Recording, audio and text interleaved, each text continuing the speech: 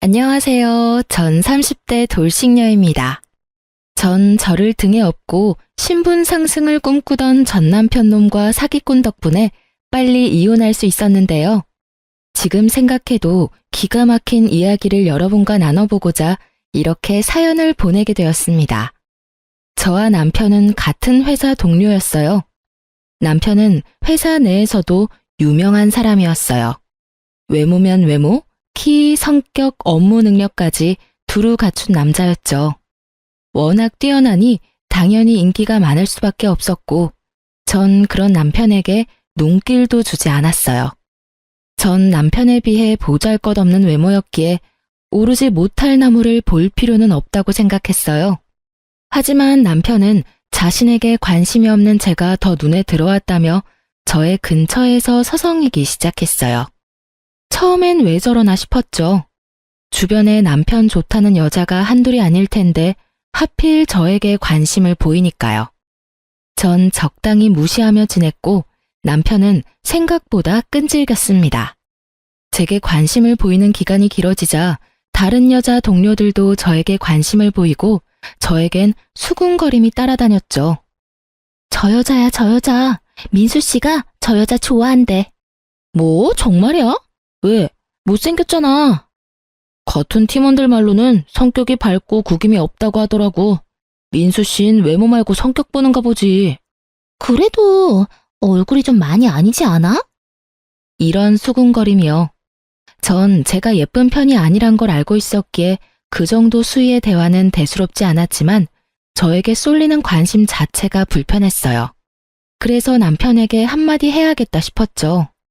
저기 민수 씨, 요즘 저한테 왜 그러세요? 왜 자꾸 제 주변을 서성이시냐고요. 민수 씨가 계속 그러시니까 사람들이 자꾸 수군거리잖아요. 저 불편해요. 그 생각까진 못했는데 죄송해요. 그런데 수군거리는 게 문제면 그냥 저랑 만나주시면 되잖아요. 그러면 다들 축하해 줄 텐데요. 네? 저랑 사귀자고요. 저 은혜 씨 좋아합니다. 진지하게 만나보고 싶어요. 왜 하필 저예요? 제가 딱히 민수 씨한테 관심을 보인 것도 아닌데요. 민수 씨 인기 많잖아요.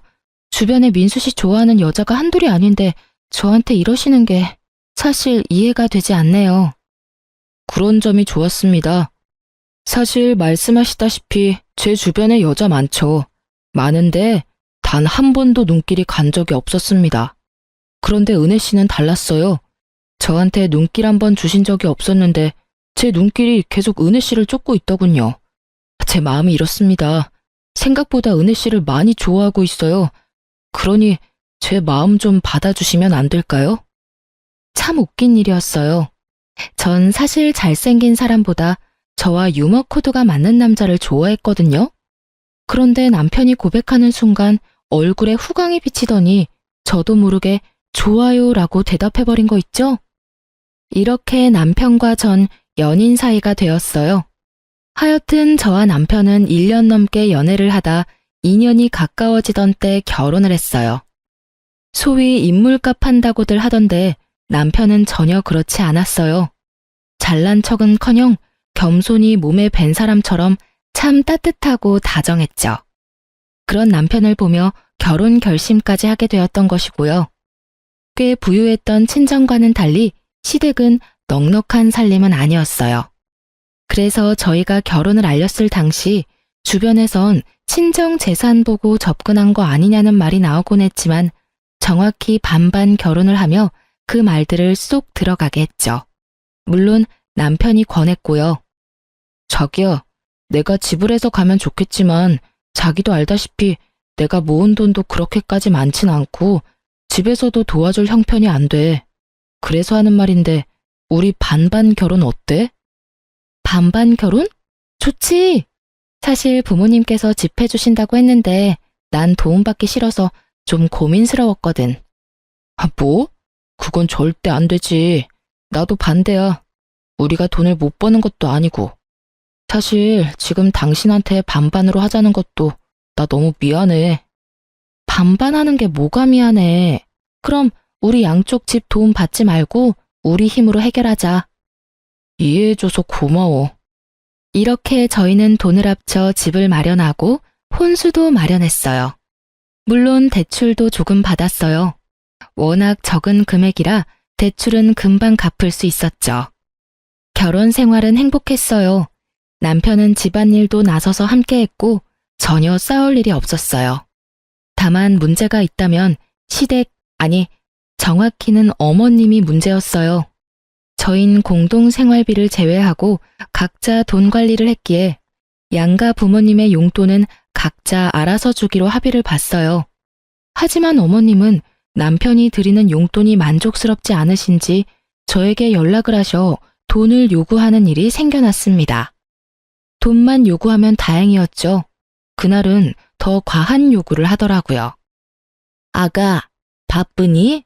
통화할 수 있니? 네, 어머님. 말씀하세요. 무슨 일 있으세요? 다름이 아니라 입을 옷이 하나도 없어서 주말에 백화점 가려고 그러는데 네 카드 좀 다오. 네? 제 카드요? 그래, 네 카드. 네 카드로 옷 좀 사야겠다. 왜? 싫으냐? 싫다기보단 그이도 그렇고 저도 그렇고 용돈 드렸잖아요. 적은 돈이 아닌데 용돈은 어쩌시고 또 카드를 달라고 하시니 제가 좀 당황스러워서요. 누가 들으면 몇백만 원은 준 줄 알겠다. 고작 100만 원 가지고 누구 코에 붙이라고? 어머님, 고작이라뇨. 저희도 100만 원으로 충분히 생활해요. 더구나 어머님은 혼자신데 그게 부족하시다뇨. 혼자면 생활비 적게 쓴다는 법이라도 있니? 그리고 내가 이런 말까진 안 하려고 했는데 말이 나왔으니까 하마. 네가 그 완벽한 내 아들이랑 살 수 있는 게 다 누구 덕분인 것 같니? 다 내가 잘 낳고 잘 키운 덕분 아니겠니? 그런 나한테 현금 다발을 가져다 바쳐도 모자랄 판국에 그깟 카드 한 장 주는 게 그렇게 아깝니? 너도 참 뻔뻔하다 얘. 진짜 뻔뻔한 게 누군데 그런 말을 하는지. 그리고 돈 100만 원이 작나요? 참 진짜 기가 막히더라고요. 전 어머님의 황당한 요구에 할 말을 잃었고 때마침 옆에서 듣고 있던 남편이 제 휴대전화를 빼앗아 갔어요. 미간을 잔뜩 구긴 것이 화가 제대로 난 듯 했어요. 엄마, 이게 뭐 하는 짓이야? 이 사람한테 카드 맡겨놨어? 왜 이 사람한테 카드를 달래? 그리고 은혜한테도 용돈 받고 있었어? 아니, 그게 아니라 아들. 나는 괜찮다고 하는데 은혜가 챙겨줘서 하는 수 없이 받았어. 나 정말 괜찮다고 했어. 결혼 첫 달부터 전화로 용돈 내놓으라고 그 난리를 부리신 건 기억도 안 나시는지. 참 태연스럽게도 거짓말을 하시더라고요. 남편은 그런 어머님의 말씀을 무시하고 단호하게 말했어요. 엄마, 앞으로 은혜한테 용돈 타령하지 마. 만약에 은혜가 주더라도 다시 돌려주라고. 당연히 이번 주말에 카드도 없으니까 그런 줄 알고 끊어. 그리고 다신 은혜한테 이런 일로 전화하지 마. 한 번만 더 이런 일 있으면 명절에도 집에 가는 일은 없을 테니 그런 줄 알아. 그러고선 전화를 딱 끊는데 어머님께는 죄송하지만 참 든든하더라고요. 주변에 우려하는 반대로 남편은 친정 돈은커녕 제 돈마저도 탐내지 않았어요. 그 후론 어머님의 돈 요구는 사라졌지만 틈만 나면 전화하셔서 시댁으로 부르시기 시작했습니다. 평일엔 일을 해야 하니 변명거리라도 있었지만 주말엔 꼼짝없이 가야만 했어요. 그것도 2번 갔을까요? 제가 너무 피곤해하자 남편이 중간에 나서서 앞으로는 주말에도 부르지 말라고 못 박아준 덕분에 시댁 방문도 하지 않게 되었죠. 정말 든든하더라고요. 남의 편이라 남편이라고들 하던데 저희 남편은 온전한 제 편이었어요. 전 그런 남편을 믿고 의지했죠. 그렇게 전 남편과 행복할 거라 생각했어요. 우리 부부의 앞날은 밝을 거라 믿어 의심치 않았습니다. 하지만 예기치 못한 일은 갑자기 일어났고 남편의 추악한 민낯이 드러났어요. 그 사건의 시작은 친정아빠가 사기를 당하면서 시작되었습니다. 아빠는 사업 확장을 위해 새로운 사업에 무리해서 투자를 진행했고 그 큰 돈을 그만 다 허공에 날리고야 말았습니다. 네, 사기를 당하신 거였어요. 사기꾼은 투자금을 가지고 잠적을 해버렸고 아빠 회사는 크게 휘청하며 부도 위기까지 가게 되었습니다. 그 큰 돈이 투자금으로 확정될 때까지 몇 번의 확인 절차가 있었는데도 불구하고 일이 안 되려고 하니 어떻게 해도 막을 수가 없더군요. 친정의 가세는 무섭게 기울기 시작했고 남편도 자연스럽게 알게 되었죠. 그 후 남편은 저를 대하는 태도가 확 바뀌더군요. 어쩜 사람이 그렇게 변할 수 있는지. 제가 알던 다정하고 오로지 제 편이던 남편은 온데간데 없이 사라지고 멋씹은 표정으로 폭언만을 일삼는 쓰레기가 되어 있었습니다. 야, 될 수 있으면 아침엔 겸상 좀 안 하면 안 되냐? 어? 자기야, 그게 무슨 말이야? 네 얼굴이 너무 못생겨서 아침 먹다가 토할 것 같아서 그래. 그리고 그 자기 소리도 좀 그만해. 자기는 무슨... 내가 뭐 실수한 거라도 있어? 갑자기 왜 그래? 혹시나 내가 실수한 게 있다고 하더라도 지금 말은 너무 심하잖아. 심한 건 네 얼굴이랑 몸매고 얼굴은 뭐 어떻게든 가리면 된다고 쳐도 그 몸은 진짜 심하다고 생각 안 해? 넌 어떻게 그 몸으로 삼시세끼를 다 챙겨 먹을 수 있냐? 뭐? 진짜 말 다 했어? 아니, 아직 할 말 무진장 많은데 아침부터 네 얼굴 너무 많이 봤더니 속이 너무 안 좋네. 나머지 할 말은 카톡으로 할 테니 확인해봐. 남편은 헛구역질을 하며 자리를 떠났고 전 갑작스럽게 변한 남편의 모습에 한참을 멍하니 있었어요.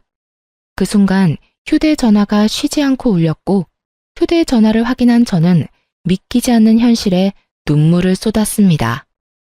휴대전화엔 남편이 보낸 카톡이 쉬지 않고 오고 있었는데 그 내용의 대부분은 제 외모를 비하하는 내용들이었어요. 그걸 보고 있는데 정말 내가 알던 제 남편이 맞나 싶더라고요. 저요, 사연 처음에 말씀드렸다시피 제가 예쁘지 않은 건 누구보다 잘 알고 있어요. 하지만 남편이 말하는 것처럼 그렇게 보지 못할 정도는 아니라고 생각하고 살았습니다.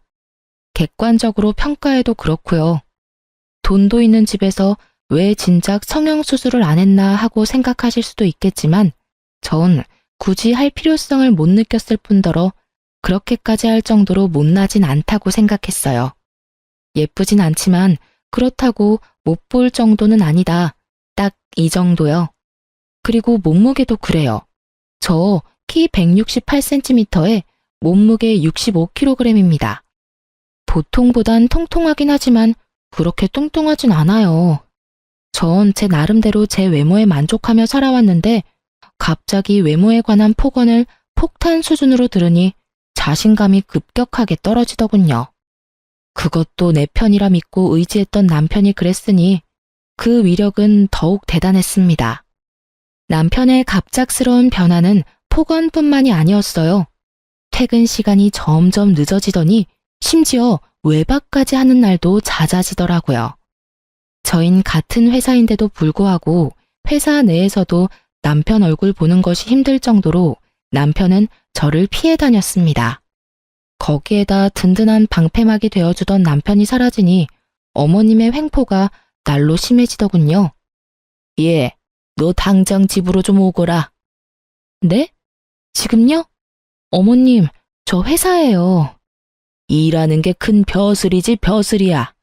그깟 회사 조퇴를 하든 사표를 내든 그건 네가 알아서 하고 집에 와서 손빨래 좀 해. 세탁기가 고장이 나서 빨랫감은 잔뜩 있는데 빨래를 못하고 있어. 어머님, 저 이제 출근한 지 1시간도 안 됐어요.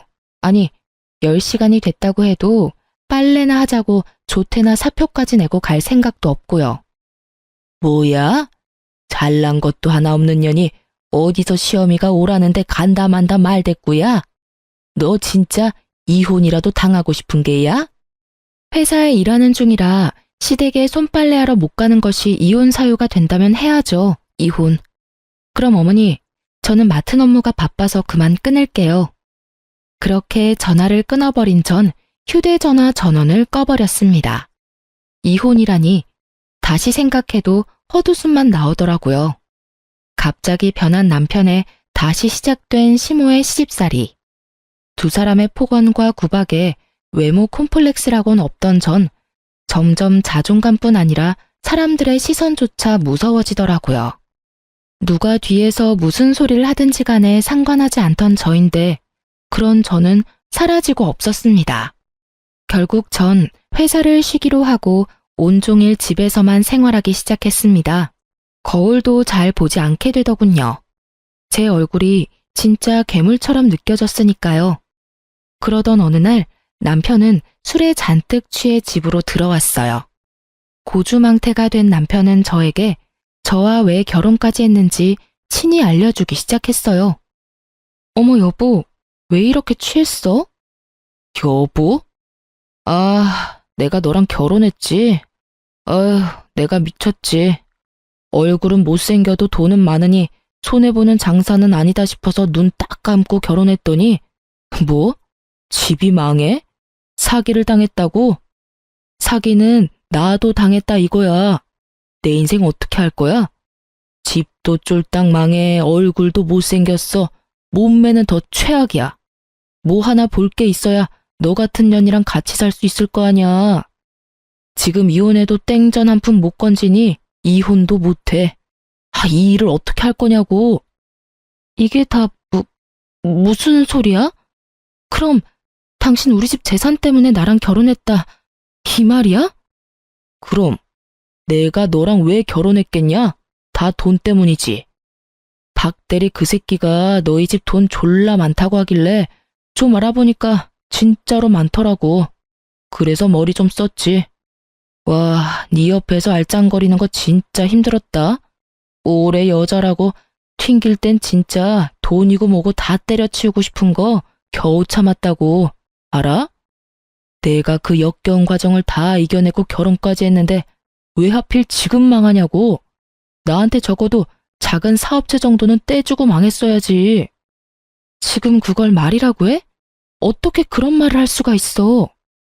그런 말을 할 수가 있지. 내가 오죽하면 이러겠어? 이 집도 그래. 내가 너 안심시키려고 있는 돈 없는 돈 싹싹 끌어모아서 이 집 살 때 보탠 거야. 이럴 줄 알았으면 그때 집 사준다고 할 때 받았지. 내가 미쳤다고 대출까지 내서 돈 보탰겠어? 그래요. 남편은 저에게 계획적으로 접근했던 것이었습니다. 그 다정했던 미소도 손길도 심지어 눈빛까지 다 연기였어요. 친정에서 집을 사준다고 할 때 한사코 거부하더니 다 이유가 있었던 것입니다. 친정 소식을 들은 후로 변해버린 남편을 보며 짐작은 하고 있었지만 직접 그 입으로 다 듣고 나니 더 충격적이더라고요. 처음부터 끝까지 다 계획적이었다니 충격이 크니 눈물은커녕 웃음이 나더라고요. 제가 미친 사람처럼 웃으니 남편은 얼굴도 못생긴 게 정신까지 나갔다고 말하며 방으로 들어가 버리더군요. 남편의 말처럼 정신 나간 사람처럼 밤을 지새우고 남편이 출근을 하고 나서야 거실로 나왔습니다. 그리고 생각했죠. 앞으로 어떻게 해야 할지요. 당연히 이혼을 해야겠지만 부모님 걱정이 앞서더군요. 그렇지 않아도 지금 회사 문제로 충격이 크신데 저까지 이혼한다고 하면 그 충격으로 큰일이라도 생기면 어쩌나 하는 생각이 제 발목을 잡았죠. 이러지도 저러지도 못하는 상황에 그렇지 않아도 미칠 지경인데 어머님까지 절 가만두질 않았습니다. 제가 전화를 받지 않으니 집으로 찾아오기 시작했어요. 자기 집 마냥 자연스럽게 비밀번호를 누르고 들어와선 온 집안을 헤집고 다니는 것은 기본이고 때 되면 밥 타령에 간식 타령, 심지어 육조에 물까지 받으라며 목욕 수발까지 들게 하더군요. 날마다 심해지던 시집살이는 결국 본색을 드러냈습니다.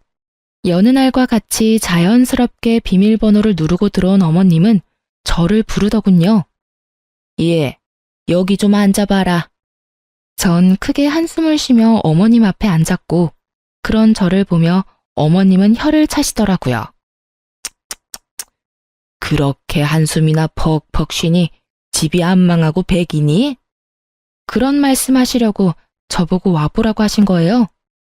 에휴, 그러면 나도 본론만 말하마. 이 집 명이 공동명이라고 들었다. 그게 말이나 되니? 말이 안 될 건 없죠. 그이랑 저랑 정확히 반반씩 내서 집도 마련하고 대출금도 갚았으니 공동명의가 당연한 거 아닌가요? 그건 너희 집이 망하기 전에나 말이 되는 이야기였고, 지금은 너희 집이 쫄딱 망하지 않았니? 이제 내 아들에게 물려주거나 해줄 수 있는 재산이 전혀 없는데, 이 집이 공동명의인 건 당연히 말도 안 되는 거야. 당장 내 아들 명의로 바꾸거라. 네 집에서 내 아들한테 재산 한 푼 못 주는 대신 집이라도 내 아들 명의로 돌리란 이 말이야. 여러분은 이 말이 이해되시나요? 친정 재산을 남편에게 못 물려주니 함께 마련한 아파트 명의를 친정 재산을 대신하여 남편의 명의로 바꾸라니. 전 도대체가 기역부터 시작해서 희읍까지 이해되는 말이 없더군요. 이해되는 말이 없으니 대답조차 못하고 있자 어머님은 작정하고 오셨는지 더 황당한 말을 하더군요. 명의 바꾸는 대로 이 집에서도 나가. 난 더 이상 너 같은 애랑 내 아들이랑 같이 사는 꼴 보기 싫으니 말이다. 그러니까 집도 주고 이혼도 해라. 이 말씀이세요? 얼굴은 그따위로 생겼어도 머리는 좋은가 보구나. 하긴 그 얼굴로 살려면 머리라도 똑똑해야 하겠지. 어머님, 무슨 말씀을 그런 식으로 하세요? 왜? 내가 틀린 말 했니? 내가 이제 와서 하는 말이지만 너 처음 봤을 때 깜짝 놀랐다. 어떻게 그런 얼굴로 우리 민수랑 결혼 마음을 먹을 수가 있는지. 그나마 집에 돈이라도 많다고 하길래 눈 꼭 감고 받아줬더니 우리 아들 앞길에 꽃은커녕 재나 뿌리고 있으니 어머님, 제가 그의 앞길에 무슨 재를 뿌렸다고 그러세요? 집이 쫄딱 망했잖니. 부도 직전이라며. 그러다 부도라도 나면 길거리 나 앉을 텐데 그때 이 집에 와서 같이 사니마니 하는 꼴 나는 못 본다. 그러니까 집 명의도 당장 바꾸고 이혼해서 이 집에서 나가렴. 무슨 악담을 그렇게 하세요? 그리고 왜 어머님께서 저희가 이혼할지 말지를 걱정하세요? 내가 네 남편 엄마인데 결정 못할 건 또 뭐니? 하여튼 내 말대로 한다는 걸로 알고 가볼 테니 더는 긴 말하지 말거라. 끝까지 제 속을 다 헤집어 놓은 시모는 제가 무어라 답하기도 전에 집을 나가버리셨습니다. 무슨 이런 경우가 다 있나 싶더라고요. 저에게 한 폭언 증거만 다 모아도 위자료는 제가 받아야 할 판국인데 맨몸으로 집을 나가라뇨. 어머님의 말씀을 곱씹고 또 곱씹고 있는데 진동 소리가 들려왔어요. 전 휴대전화를 확인했고 제 휴대전화엔 아무것도 온 것이 없었습니다. 하지만 그 순간에도 진동 소리가 짧은 간격으로 계속 울리더군요. 전 진동 소리를 따라 몸을 움직였고 그곳엔 어머님의 휴대전화가 울리고 있었습니다. 화면에는 메시지가 오고 있더군요. 상대는 다름 아닌 남편이었고 보이는 내용만 봤을 뿐인데 가관이더라고요. 그러니까 엄마, 더 가혹하게 구박하란 말이야. 더럽게 치사해서라도 다 포기하고 나가도록. 단번에 알 수 있었죠. 어머님을 뒤에서 조종하는 이가 남편이라는 것을요. 전 이제 더는 받을 충격도 없다는 생각이 들었고 어머님의 휴대전화를 확인했어요. 무엇을 보게 되든 지금보다 더 충격적일 순 없다는 생각이 들었죠. 하지만 제 남편은 제 생각보다 더 심각하게 인간 이하였습니다. 문자 메시지함엔 온갖 치졸한 대화들이 많았는데 그중 가장 충격적인 것이 저희 집에 오시기 바로 직전 나눈 대화였어요. 거기엔 남편의 긴 장문의 문자가 있었는데 그 내용은 저에게 더 큰 충격을 주기에 모자람이 없었죠. 엄마, 사실은 내가 여자가 생겼어. 이 여자도 엄청난 부자인 것 같더라고. 친정도 잘 사는데 이 여자도 능력이 좋아. 망할 일도 없어 보이고 심지어 얼굴도 엄청 예쁘다고. 나도 이제 그 매주 같은 얼굴 말고 예쁜 여자랑 살고 싶어. 지금 만나는 여자는 나 유부남인 것도 몰라서 빨리 이혼하고 서류 정리해야 한단 말이야. 집도 있다고 해놔서 집 명의도 내 명의로 빨리 바꿔야 한다고.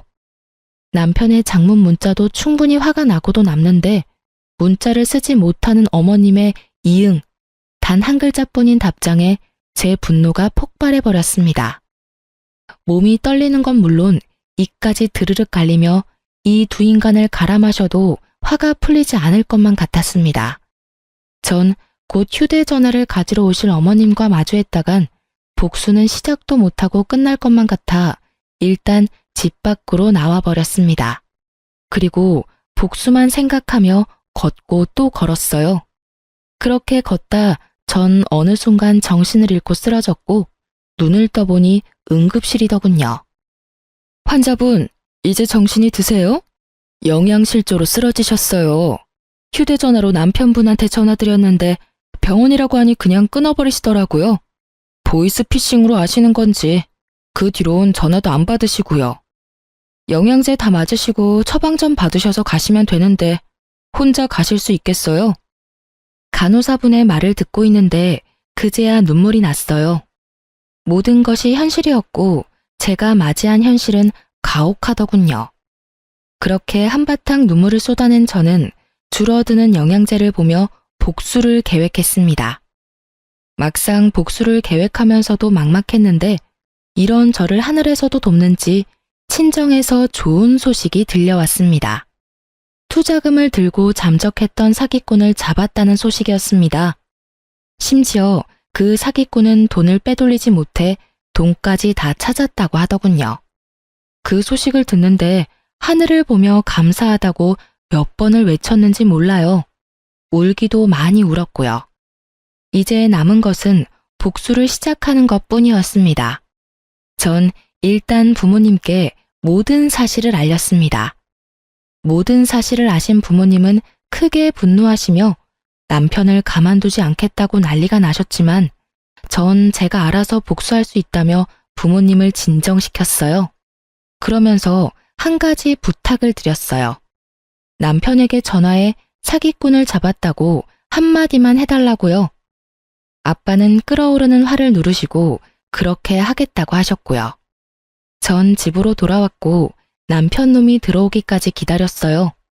아빠와 통화를 했는지 12시가 넘어야 들어오던 놈이 일찍도 들어오더군요. 여보, 나왔어. 아무 일도 아무 짓도 한 적 없다는 듯 절 여보라고 부르는 남편 놈을 보는데 온몸에 소름이 쫙 돋아서 혼났습니다. 저 정도면 정말 연기대상감이란 생각밖에 들지 않더군요. 민망한 기색도 미안하다는 말 한마디도 없이 제 곁에 붙어 앉아 아양을 떨어대던 남편은 저를 살며시 안았고 남편의 손길이 닿음과 동시에 전 반사적으로 남편 놈을 확 밀쳐내버렸어요. 분위기는 한순간에 싸해졌죠. 당신 지금 나 밀친 거야? 설마 내가 요즘 장난 좀 쳤다고 화난 거야? 다 장난이잖아. 내 눈엔 당신이 제일 예쁘다는 거 당신이 더 잘 알잖아. 그럼 알고 말고. 오늘 청소 좀 했더니 땀을 많이 흘려서 그래. 일단 나 좀 씻을게. 오래 걸릴 테니까 먼저 자. 오랜만에 욕조에서 몸 좀 담그고 싶어. 그래. 그렇게 도망친 욕실에서 몇 시간이나 있었는지 모르겠네요. 인기척이 느껴지지 않아 조심스럽게 욕실 문을 여니 남편 놈의 코를 고는 소리가 들리더라고요. 저를 기다리다 잠이 든 것인지 소파에서 자고 있는 남편을 뒤로 한 채 안방으로 들어가 버렸어요. 다행스럽게도 남편은 아침이 올 때까지 깨지 않았고 전 편하게 안방에서 잠을 잘 수 있었네요. 다음 날부턴 정말 정신없이 시간을 보냈습니다. 남편의 휴대전화에는 잠금이 걸려 있었고 전 그 잠금을 풀지 못했죠. 결국 흥신소를 통해 상간녀의 정보와 외도 증거를 받을 수 있었어요. 전 상간녀에게 당신이 만나고 있는 남자는 내 남편이고 당신을 속이고 당신과 바람을 피우고 있다고 알려줬습니다. 그 여자 제가 미친 여자라도 되는 양 고래고래 소리를 지르고 끊길래 저희 결혼 사진과 함께 등본까지 보내줬더니 다시 전화가 오더군요. 그러면 정말 그 인간이 유부남이란 말씀인가요? 전 정말 몰랐어요. 정말이에요. 네, 알고 있어요. 모르고 만나신 거. 그쪽 탓하고 싶은 마음은 없어요. 그저 더 큰 피해를 당하기 전에 말씀드려야 할 것 같아서 연락드린 거예요. 정말 죄송하고 감사합니다. 덕분에 쓰레기를 걸을 수 있게 됐네요. 어떻게 멀쩡한 얼굴에 그런 거짓말을 한다니 정말 무섭네요. 그러니까요. 저한테 그랬듯이 그쪽한테 접근한 것도 다 계획적이었을 거예요. 시댁에 돈 없는 게 자기가 가진 단 하나의 오점이라고 생각하는 인간이라 돈 있는 여자라면 물불 안 가리는 것 같았어요. 어쩐지 은근슬쩍 재산에 관심 보이길래 설마 하는 마음은 있었는데 정말 감사해요. 혹시 제가 도울 일이 있다면 도울게요. 그럼 한 가지만 부탁드려도 될까요? 그럼요. 그럼 그 인간이랑 아직은 헤어지지 말아주세요. 제가 연락드릴 테니 그때 헤어져 주세요. 네, 알겠어요. 당연히 제가 모든 사실을 알았단 건 비밀이겠죠? 네, 감사해요. 그럼 힘드시겠지만 연기 부탁드려요. 그렇게 상간녀와 전 동맹을 맺었고 저의 계획은 척척 진행되고 있었어요. 그 사이 남편은 저와 상간녀 사이에서 고민하는 것이 보이더라고요. 하지만 상간녀가 결혼에 대한 관심을 보이지 않자 저에게 더 정성을 쏟기 시작했어요. 남편도 어머님도 저를 이용하기가 가장 쉽다는 것을 다시 깨달은 것인지 지극정성도 그런 지극정성이 없었어요. 어머님은 아가 하시며 갖은 음식을 해오시는 것도 모자라 집까지 청소해 주셨고요. 남편놈은 꽃과 보석을 사오며 선물 공세를 하기 시작하더군요. 그래도 제 반응이 좋지 않자 정말 큰일 났다 싶었는지 제 마음을 돌리고자 있는 돈 없는 돈에 대출까지 받아 보탰던 저희 신혼집도 공동 명의에서 제 명의로 바꿔주더라고요. 제 이름이 적힌 등기 필증을 내밀며 용서를 구하는데 정말이지 눈물 없인 볼 수 없는 연기였어요. 여보, 내가 진짜 미안해. 그동안 섭섭했지? 그건 다 내 진심이 아니었어. 여러 가지 힘든 일이 좀 있었는데 워낙 당신을 믿고 의지하다 보니까 나도 모르게 편해져서 당신한테 화풀이했던 것 같아. 앞으로 절대 그런 일 없을 거야. 맹세해. 그리고 이건 별거 아닌데 집문서야. 이렇게 해서라도 내 마음이 진심이란 걸 보여주고 싶었어. 나 좀 용서해주면 안 될까? 여보, 이렇게까지 하지 않아도 되는데 당신 정말 반성하고 있구나? 그럼 나 진짜 반성 많이 했어. 그리고 얼마나 후회했는지 몰라. 나 용서해 줄 거야? 부부 사이의 용서는 무슨? 이미 다 풀었지. 전 남편에게 감동한 척을 하며 남편 못지않은 연기를 펼쳤고 남편은 이제 다 됐다고 생각했는지 얼굴에 화색이 돌았어요. 전 그런 남편에게 더 큰 희망을 심어주기로 했어요. 아 참, 여보, 혹시 지금 다니는 회사 그만두고 우리 아빠 회사로 들어가서 일 배워보는 건 어때? 이번에 그런 일도 있었고 아무래도 회사의 가족이 중요한 일을 맡을 필요가 있는 것 같아서. 자식이라곤 나 하나뿐인데 당신도 알다시피 난 회사 일에 관심도 없고 그럼 남는 건 당신뿐이잖아. 정말? 정말이야? 나 장인어른 회사에서 일 배울 수 있는 거야? 당신만 괜찮다면? 그렇지 않아도 아빠가 진작에 말씀하셨는데 그동안 우리 사이가 좀 그랬잖아. 그래서 말 못하고 있었지. 자리도 진작 만들어두신 것 같더라고. 자리까지 마련해 두셨다고? 그러면 당장 내일이라도 사표 내지 뭐. 그래, 그러면 내가 아빠한테 말해놓을게. 얼마나 좋아하던지. 어린애처럼 온 집을 누리며 방방 뛰는 남편놈을 보며 마음껏 좋아하라고 생각했네요. 그 기쁨도 오늘이 마지막일 테니까요. 드디어 결전의 날이 밝았고 남편놈은 출근과 동시에 사표를 냈다며 연락이 왔어요. 전 준비한 서류를 챙겨 남편이 오길 기다렸습니다. 남편은 밝은 얼굴로 집으로 돌아왔고 전 그 티 없이 밝은 얼굴에 이혼을 통보했어요. 우리 이혼하자. 뭐? 뭘 하자고? 내가 잘못 들은 거지. 이혼이라니. 제대로 들은 거 맞아. 이혼해 우리. 갑자기 무슨 이혼이야. 어제 나 다 용서했다며. 그 말을 믿었어? 네가 나한테 한 짓이 있는데 용서가 그렇게 쉽게 될 거라 생각했다니 순진하다 해야 해, 멍청하다고 해야 해? 여보, 이러지 마. 나 절대 이혼 못해. 난 죽어도 이혼 못한다고. 방금 회사에 사표까지 냈는데 우리 이혼하면 나 어떻게 해? 남편은 제 다리를 붙잡고 매달리기 시작했고 전 준비해둔 이혼 서류와 함께 외도 증거들을 남편에게 건네주며 말했어요. 하기 싫어도 해야 할 거야. 증거가 이렇게 차고 넘치거든. 가지가지 했더라. 계획적으로 접근한 것도 모자라서 바람까지 피우고 계셨던데. 질질 끌지 말고 이혼해 그냥. 소송으로 가봤자 너한테 불리할 뿐이니까. 이걸 어떻게... 어떻게긴 당신이 좋아하는 그 돈으로 못할 일이 있겠어? 돈이 참 좋긴 좋아. 돈만 주면 이런 증거쯤은 몇 시간 만에 내 소나기에 턱턱 들어오니까 말이야. 다 오해야. 내 말 좀 들어봐. 그게 저 여자가 나 일방적으로 쫓아다녔어. 난 좋게 좋게 타이르느라 몇 번 만난 것뿐이고. 정말이야. 믿어줘. 참 비싼 밥 먹고 정성껏 개소리하고 있다. 넌 손잡고 포옹하면서 거절하니?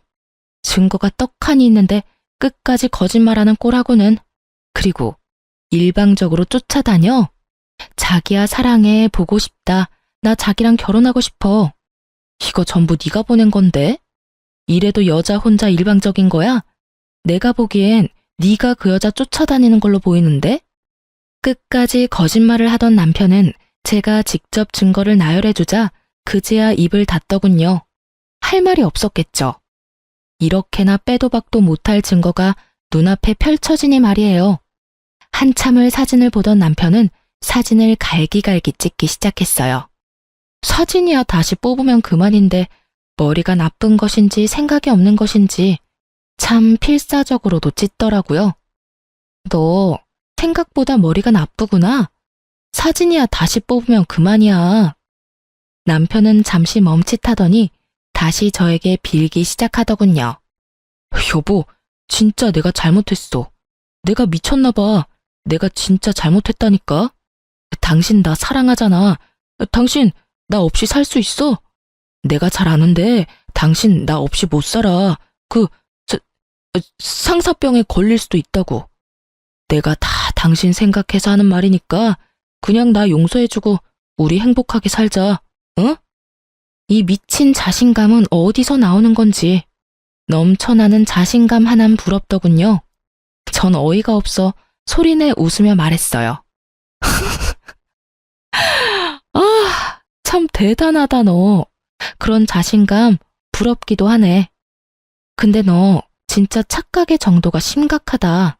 나 이제 너 안 사랑하고 네가 없어서 잘 살 수 있어. 탕사병은 개뿔.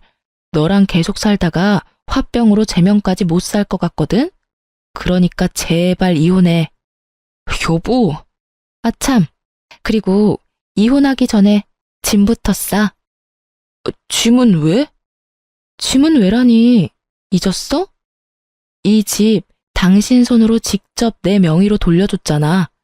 시세보다 조금 저렴하게 내놨더니 금방 팔렸지 뭐야? 내가 인심 써서 가정 가구는 당신 줄 테니까 그걸로 월세라도 얻어서 잘 살아. 그러면 법원에서 보자. 전 그대로 집을 나와버렸습니다. 정말 운이 좋았어요. 복수를 계획하며 내놓은 집이 타이밍 좋게 딱 팔려주었으니까요. 남편에게 말한 대로 시세보다 조금 싸게 내놓긴 했지만 전혀 아깝지 않았어요. 오히려 이득이었죠. 반만 투자한 집이 온전한 제 것이 되어 돌아왔으니까요. 남편은 생각보다 더 쉽게 저와 이혼해 주었고 전 성공적으로 복수에 성공하게 되었습니다. 저와 쉽게 이혼해준 전 남편의 행보는 뻔했고 전 상간녀에게 연락해 지금이라는 말을 전했어요. 지금이 헤어질 적기라는 뜻이었죠. 헤어질 날만 기다렸던 상간녀는 생각보다 더 잘해주었어요. 자신을 찾아온 전 남편에게 유부남이었던 거 다 알고 있다며 뺨도 날려주고 물도 뿌려줬다고 하더군요. 그러면서 사기죄로 고소하기 전에 썩 꺼지라는 말까지 했다고 해요. 전 남편은 자신이 저지른 잘못이 큰 걸 알고는 있는지 그대로 줄행랑을 쳤다고 하고요. 모르긴 몰라도 돈 많이 썼을 거예요. 처음부터 저한테 돈을 잘 쓰긴 했는데 제가 고가의 선물 같은 건 바란 적이 없었거든요. 그런데 속였다는 거 알고 난 뒤부턴 가방도 받아내고 목걸이, 반지 다 받아냈어요. 카드로 다 긁던데. 그 빚 언제 다 갚으려나 몰라요. 이러니 생각보다 더 잘해낸 거 틀림없죠? 제 작전보다 더 잘 끝나버린 복수에 두 발 뻗고 잘 자고 잘 지낸 저와는 달리 전 남편은 전혀 잘 지내지 못했는지 차마 눈뜨고 보지 못할 꼴로 몇 달 만에 저를 찾아왔습니다. 전 당시에 친정에 있었는데 부모님도 외출하고 계시지 않아 어쩔 수 없이 전 남편을 마주해야 했죠. 웬일이야? 나한테 더 할 말이 남았어? 여보? 진짜 여보 맞아? 당신 진짜 예쁘다. 진짜 진심이야. 저를 보며 놀라는 전 남편. 그럴 수밖에요.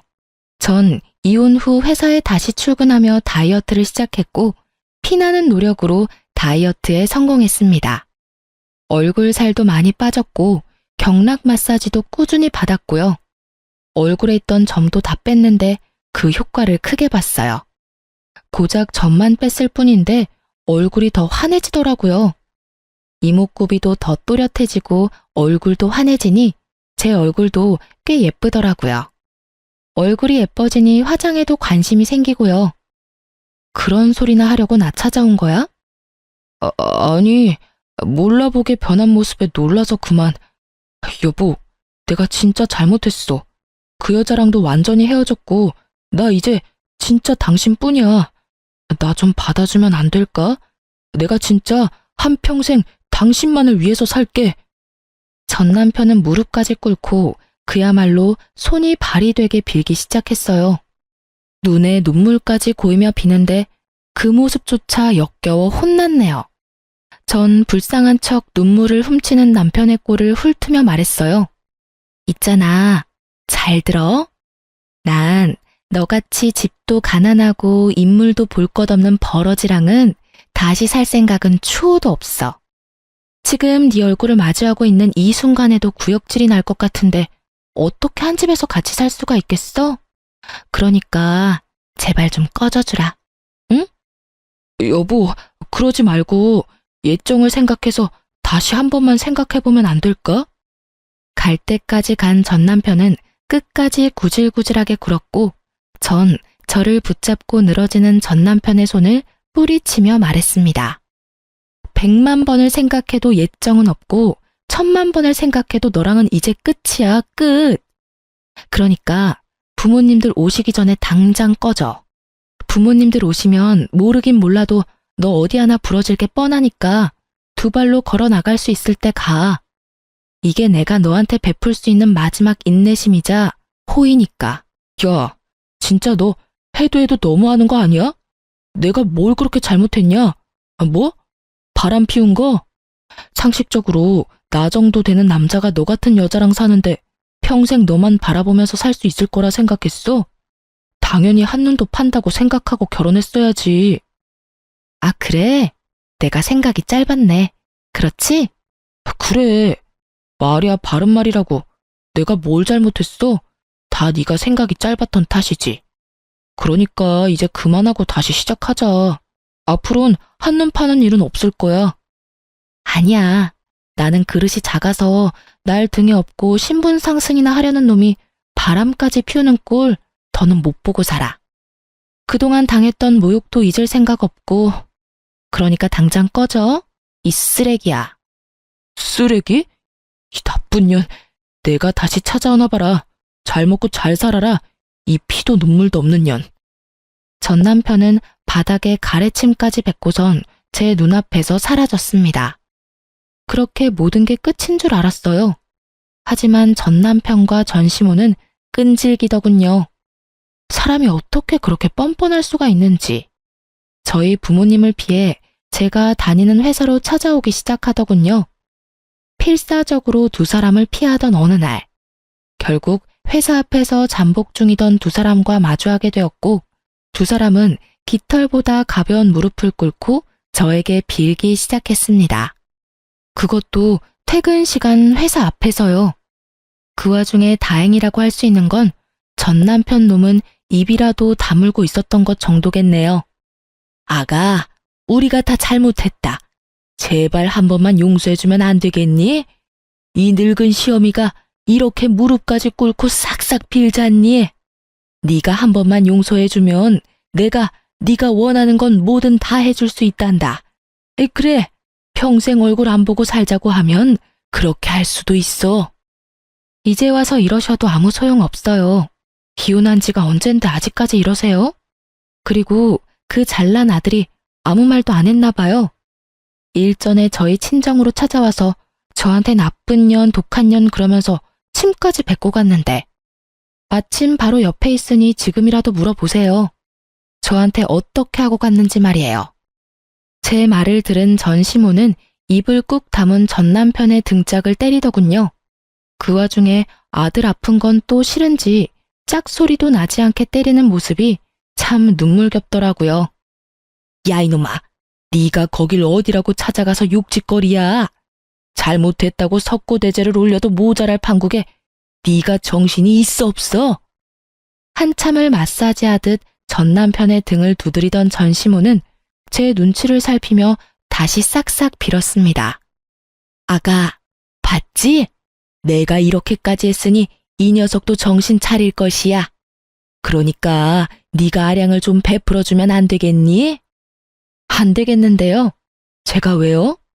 볼 거 하나 없는 집안에 꼬장꼬장한 시어머님, 거기에다 거지근성으로 가득 찬 이놈까지. 제가 미쳤다고 아량까지 베풀면서 인생 망치는 길을 또 가겠어요? 뭐야? 이 년이 진짜 오냐오냐 해줬더니 하늘 무서운 줄 모르고 짓거리는구나. 너 어디 맛 좀 봐라. 갑자기 돌변한 전 시모는 제가 피할 새도 없이 제 머리채를 잡아버리셨어요. 전 너무 당황한 나머지 머리채를 잡힌 채 아무 저항도 하지 못했고, 때마침 그 자리에 있던 저와 친한 동료가 달려와 전 시모를 제지시켜 주었어요. 그리곤 경찰에 신고도 해주었고요. 경찰에 신고하는 소리를 듣고 있던 전 시모와 전 남편은 붙잡혀가고 싶진 않았는지 그대로 도망을 가더군요. 열심히 도망가면 뭐 하나요? 제가 집도 다 알고 있는데요. 저는 출동한 경찰분께 친히 집 주소를 알려주었고, 어머님은 체포되어 경찰서로 가게 되었습니다. 그 고약한 성질 때문에 없는 살림 더 궁핍하게 되셨죠 뭐. 전 결국 회사를 그만두게 되었어요. 그 후론 두 사람이 찾아오진 않았지만 그만두는 게 맞다고 생각하여 그만두게 되었어요. 어차피 그만두고 아빠 회사 일을 도울까 하는 고민도 있었기에 아쉽거나 그러진 않았네요. 퇴사를 한 후 전 바로 아빠 회사로 출근할까 싶었지만 그간 일도 많았으니 좀 쉬는 것이 어떠냐는 부모님의 권유에 그러기로 했어요. 요즘엔 여러 가지 취미 생활을 하며 제대로 휴식을 취하고 있네요. 덕분에 이렇게 사연도 쓸 수 있게 되었고요. 요즘 전 몰라보고 예뻐진 외모 덕분에 주저앉았던 자존감과 자신감도 생기고 성격도 전보다 더 밝아진 것이 느껴져요. 만약 그때 아버지가 사기를 당하지 않으셨다면 전 어떻게 됐을까요? 아마 아무것도 모른 채 전 남편에게 아빠가 피땀 흘려 키운 회사를 홀딱 뺏기고 버려지지 않았을까요? 정말 밑바닥까지 가봐야 진정한 친구를 알 수 있다고 하더니 그 말도 틀린 말은 아닌 것 같아요. 앞으로 또다시 결혼하게 될지는 모르겠어요. 하지만 단 한 가지 확실하게 이야기할 수 있는 건 누구에게도 휘둘리지 않고 나 자신을 더 사랑하며 살아갈 것이라는 점이에요. 쓰다 보니 많이 길어진 것 같은데 지겹진 않으셨는지 모르겠네요. 그럼 전 이만 물러가 보겠습니다. 저의 긴 사연 들어주셔서 감사합니다.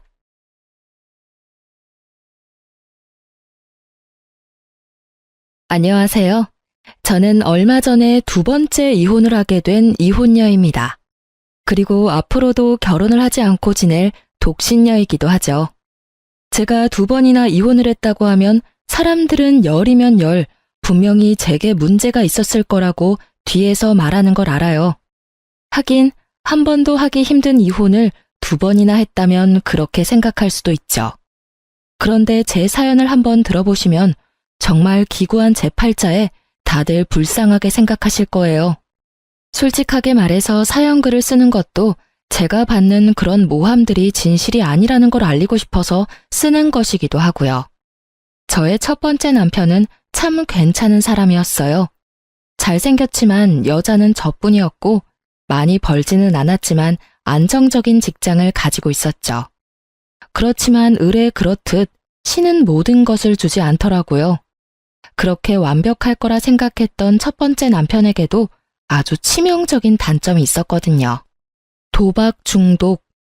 그 사람이 신혼여행에서 카지노에 다녀온 뒤로 흥미를 느낀 것이 도박이었거든요. 저는 원래 돈이란 것은 있다가도 없고 없다가도 있는 것이라고 생각하는 사람이었어요. 모자라면 벌고 넘치면 쓰고. 좋게 말했지만 실상은 경제관념이 크게 없다는 뜻이었어요. 그런데 지금은 완전 구두쇠예요. 첫 남편이 모든 걸 날려먹고 그걸 모르고 있던 저마저 피해를 입었을 때 깨달았거든요. 돈과 관련된 일은 제대로 정신 차리지 않으면 무조건 호구가 되겠구나 하고요. 그래서 두 번째 남편은 신중하게 생각했죠.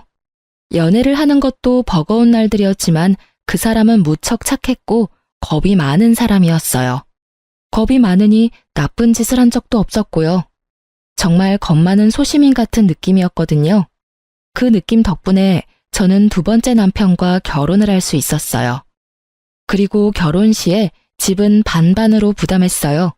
제가 많은 부담을 질 수밖에 없는 조건이었음에도 저는 집값의 절반을 마련했고 그 조건으로 공동 명의로 할 것을 요구했어요. 남편은 도리어 좋아했어요. 자기가 내야 할 부담이 줄어들었으니까요. 그만큼 남편은 간이 콩할 만한 사람이었답니다. 그런 면 때문에 재혼을 한 거였는데 저는 이번에도 또 실패를 한 거였죠. 결혼할 때 저는 남편에게 다짐을 하나 받았어요. 절대로 도박은 하지 않기로요. 그 흔한 로또 한 장도 사지 말라고 신신당부를 했어요. 남편은 한 번도 해본 적 없고 관심도 없다며 알겠다더군요. 그렇게 3년을 잘 지냈는데 그 뒤에 일이 터지기 시작했어요. 그날은 아주 바쁜 날이었어요. 밀려드는 일 때문에 정신없이 시달리다가 퇴근길에 올라 축적된 피로를 간신히 이기고 있었던 때였죠. 이제 곧 출산 휴가를 받을 거라는 생각에 들뜬 만삭의 임산부. 그게 저였어요. 그리고 친구에게 연락이 온 건 출산 휴가를 일주일 앞둔 날이었어요. 뭐해? 퇴근하는 길이야? 요새 연락 뜸하더니 잘 지내? 웬일이야? 먼저 연락을 다 하고. 저의 절친이자 초등학교 동창인 친구였어요. 남자이긴 했지만 어릴 때부터 여성스러운 느낌의 친구라 여자애들하고도 잘 지내는 아이였거든요. 제 결혼식에 와준 친구 중에 남자였던 친구는 이 친구뿐이었어요. 나 좀 걱정되는 일이 있어서 전화했는데 내가 이거 이야기해도 되나 모르겠어. 혹시 너네 남편 주식하는 거 알아? 주식? 나한테는 아무 이야기 없던데 무슨 일 있었어? 아니, 네 남편이랑 저번에 술자리에서 친해져서 전화번호 주고받았잖아. 그런데 요새 계속 좋은 종목 있으니 투자할 거면 자기한테 말하라면서 전화나 문자를 넣더라고. 딱 잘라내기 뭐해서 지금은 생각 없다고 했는데 그게 잘못이었는지 이제는 연락 와서 왜 주식을 해야 하는지를 나한테 설득시키더라고. 주식 이야기에 가슴이 덜컥 내려앉았죠. 남편이 저 몰래 그런 일을 하고 있을 거라고는 생각을 못 했거든요. 친구와의 전화를 끊고 저는 집에서 남편을 기다렸어요. 이제 와? 나 당신한테 할 말 있는데 한 가지 물어봐도 돼?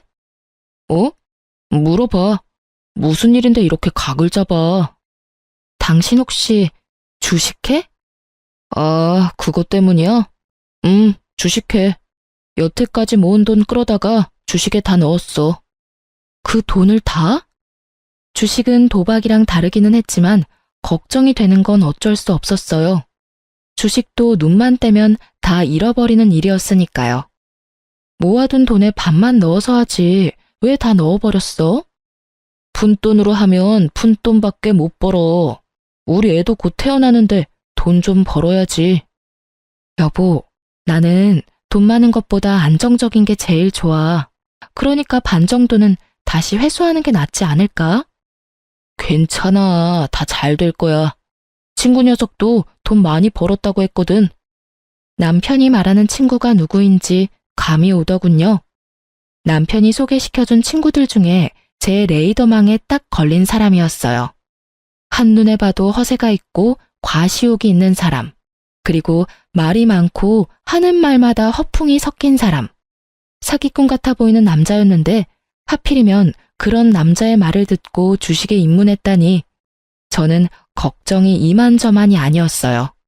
곧 태어날 아이 때문에 돈이 많이 모자란 상황이었고 제가 받을 육아휴직 급여는 모두 집 살 때 끌어다 쓴 대출금으로 나갈 예정이었거든요. 남편 월급으로 살림을 꾸려나가야 하는데 주식을 하고 있으니 나 다음 주부터 출산휴가야. 한 달이면 아이 태어나. 그리고 내가 받는 육아휴직 급여는 대출금으로 다 나가는 거 알지? 일단 한 달에 100만 원은 꼬박꼬박 나한테 줘야 해. 그래야 애도 키우고 살림도 하지. 저는 남편에게 부탁했어요. 월급 중에 다른 건 모르겠고 100만 원은 꼭 나에게 달라고요. 생활비가 없으면 어떻게 할 수 없잖아요. 그랬더니 남편이 걱정하지 말라고 하더군요. 걱정이 안 될 수가 없었지만 일단은 주의하며 남편을 살폈어요. 그리고 남편 월급날마다 남편에게 생활비부터 달라고 닥달했어요. 물론 닥달하지 않아도 충분한 상황이었지만 중요하다는 생각을 남편에게 심어주기 위해서 몇 달을 그렇게 했어요. 그런데 아무리 아껴 써도 돈이 나가는 건 어쩔 수 없더라고요. 게다가 3인 생활에 생활비 100만 원은 정말 있을 수 없는 일이잖아요.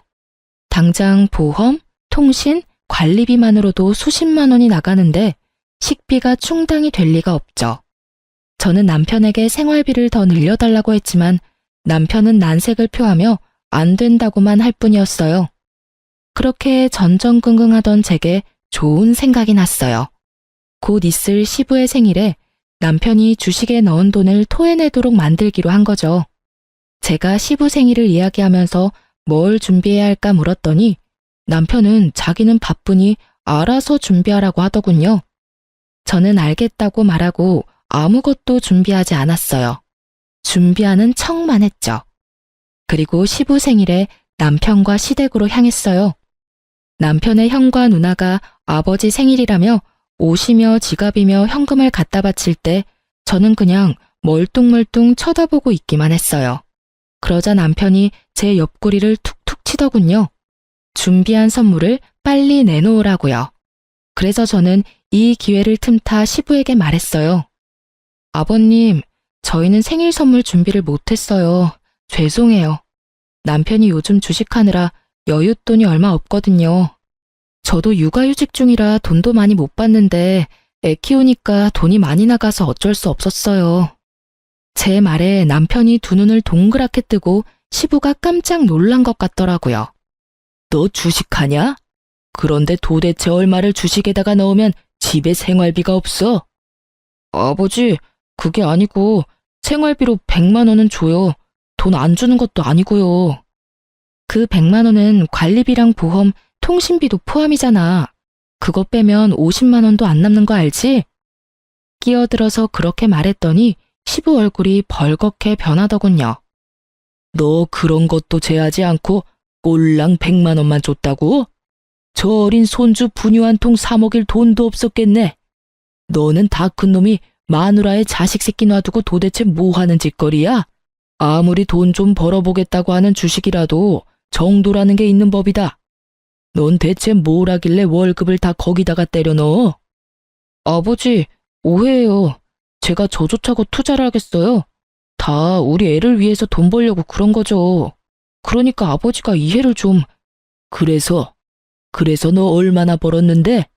네가 넣은 돈에서 얼마를 더 벌었어? 시부의 그 말에 남편이 말도 못하고 눈빛을 피하더군요. 딱 봐도 느껴지는 폭망의 기운이었어요. 너 설마 그거 다 날린겨? 그건 아니고요. 지금 상황이 안 좋아서 많이 떨어지긴 했는데 조금만 기다리시면 다시 올라올 거예요. 진짜요, 아버지. 그것만 올라오면 이번 손해는 다 덮고도 남을 정도고.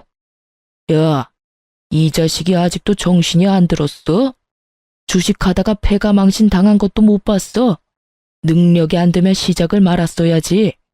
네가 여태껏 주식에 관심도 없었는데 무슨 수로 수익을 내? 친구가 하라는 대로만 하면 금방 번다고 했단 말이에요. 친구 통장 보니까 엄청 돈 많이 벌었던데 저라고 왜 못해요? 이놈아, 네 분수에 맞게 살아. 주식은 아무나 해? 그것도 공부한 사람들이 하는 거지. 아무것도 모르는 초짜가 처음부터 한탕 벌어보자는 게 말이 되냐? 당장 돈 다 빼. 손해를 봤던 말던 지금 당장 빼지 않으면 내가 널 호적에서 파버릴 테니까. 시부의 서슬퍼런 목소리에 남편은 부들부들 떨며 그렇게 못한다며 버티더군요. 싫어요. 벌써 절반이나 잃었는데 지금 빼면 손해라고요. 시간이 지나면 올라올 테니까 그때까지 기다려주면. 그게 올라올지 망할지 네가 어떻게 알아? 내가 경고했다. 너 지금 당장 돈 다 안 빼면 너 집 살 때 아빠가 빌려준 돈 지금 당장 갚으라고 할 테니까. 결국 시부의 입에서 그 말이 나오고서야 남편은 포기했어요. 집에 돌아올 때 제가 남편에게 말했어요. 여보, 절대로 주식하지 마. 주식이나 도박이나 중독되면 정말 빠져나올 방법이 없거든. 그러니까 애를 봐서라도 우리 그냥 돈만 열심히 모으면서 살자. 그렇게 살아도 잘만 살아, 응? 이렇게 말하는 저도 돈을 많이 벌 수만 있다면 벌고 싶다고 생각은 해요. 하지만 주식이나 코인이나 뭘 아는 사람들이나 하는 거지. 모르는 사람이 시도하면 당연히 잘 될 리가 없겠죠. 게다가 멋모르고 도전했다가 쪽박 차면 다 본인 탓이지 누굴 탓하겠어요? 그런데 그런 제 말이 고깝게 들렸는지 남편이 버럭하더군요. 당신이 뭘 알아? 그리고 그렇게 살면서 언제 돈을 모아? 당신이 이렇게 하지만 않았어도 그 주식 진짜 빛을 봤을 거라고. 당신이 다 망쳤어. 어떻게 책임질래? 내가 뭘 책임져야 하는데? 당신 나랑 애 생각은 해보기는 한 거야?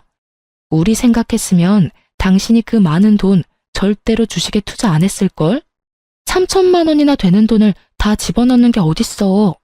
초짜면 초짜답게 소액으로 굴리면서 공부부터 해야지. 처음부터 크게 한탕 해볼 생각으로 남한테 주입받은 종목에다가 다 쏟아붓고 그게 잘 될 거라 생각해? 그래서 지금 잘 된 거야? 벌써 떡상으로 하고도 남았어야지. 벌써 당신 반이나 잃었잖아. 제 정론에 남편도 할 말이 없는지 입만 닫고 거칠게 운전만 하더군요.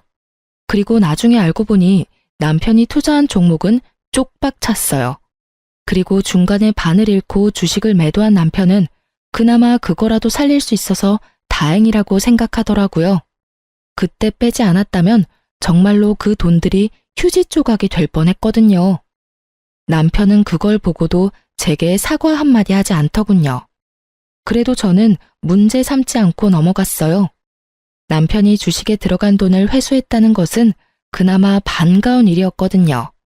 주식의 무서움을 알고 나면 남편의 콩알 만한 간이 알아서 남편을 주식의 유혹으로부터 막아줄 거라 생각한 거죠. 그런데 딱히 그런 것도 아니더라고요. 그 뒤에는 이상한 일들이 점점 더 크게 벌어졌으니까요. 주식을 팔고 나서 몇 달간은 정말로 조용했어요. 남편이 제게 주는 생활비도 많이 늘었고 생활도 안정됐어요. 저도 심리적으로 안정되기 시작했죠. 남편이 이제야 그런 쪽으로 관심을 끊었나 보다 하고 태평스럽게 생각한 거죠. 그런데 이상한 일은 곧 발생했어요. 제가 예전에 선물 받아서 쓰지 않고 넣어뒀던 물건을 찾고 있었어요. 그런데 아무리 뒤져봐도 찾을 수가 없었어요. 그래서 남편에게 물어봤죠. 여보, 혹시 여기 있던 가습기 못 봤어? 안방 가습기 청소하다가 떨어뜨려서 깨졌거든. 결국 못 쓰게 돼서 그거 찾는데 안 보이네.